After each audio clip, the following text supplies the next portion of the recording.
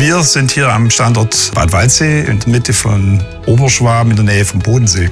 Wir produzieren hier an dem Standort Kunststoffkomponenten für die Raffic-Gruppe und versorgen damit unsere HMI-Standardprodukte und HMI-Systemlösungen.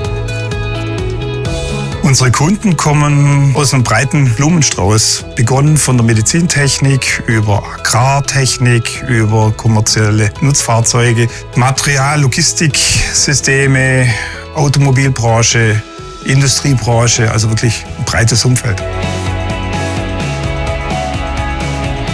Wir stehen hier vor einer Arburg Allrounder 630, unsere Maschine 26, die für uns hier hochpräzise Spritzgussteile fertigen muss.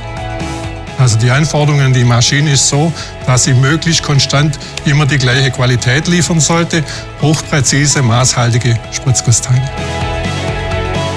Also wir haben hier von IFM Produkte verbaut, Druckluftsensoren, Temperatursensoren, Durchflusssensoren und diese Parameter zeichnen wir mit ihrer Software Moneo täglich auf in Echtzeit und können dann Eingriffsgrenzen bestimmen, den oberen Wert, den unteren Wert, damit wir prozesssicher immer in der richtigen Qualität fertigen können.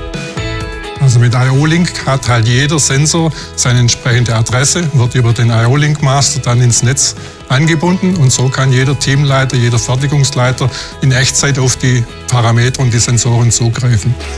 Die Automatisierungstechnik war hilfreich, die Ressourcen eigentlich zielgerichtet einzusetzen, weil wir durch diese Parameter, die wir jetzt minütlich überblicken, eigentlich eine bessere Qualität gewährleisten können.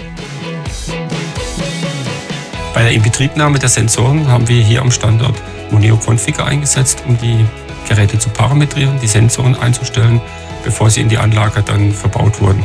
Somit ist es uns gelungen, alles vorher einzurichten und dann später direkt in der Anlage in Betrieb zu gehen, ohne große Stillstandszeiten an den Anlagen. Also die Zusammenarbeit war super. Wir haben von Technikseite von euch Unterstützung bekommen und haben praktisch die ganzen IO-Link Master und so weiter mit euch implementiert. So die ersten Schritte wurden zusammen mit IFM getätigt und es lief einwandfrei.